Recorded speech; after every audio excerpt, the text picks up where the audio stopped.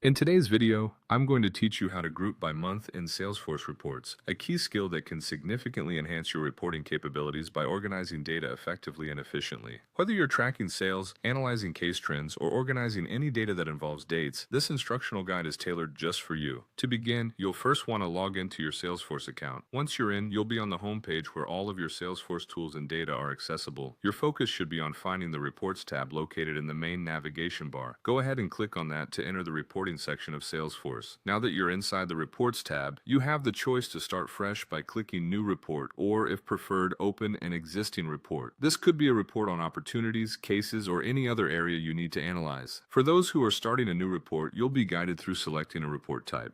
If you're using an existing report, you can jump straight to the Report Builder, a space designed to help customize your reporting needs. In the Report Builder, you'll notice the layout divided into areas where you can add fields, filters, and groupings. Your task is to locate a date field that is relevant to your report, such as close date or created date. Take this date field and drag it directly into the Group Rows area. This action sets up your data to be grouped according to this date field. After positioning your date field, look towards the top right corner of the Report Builder and hit Run. This will execute the report with your current settings, providing a preview of the data based on the criteria you've selected.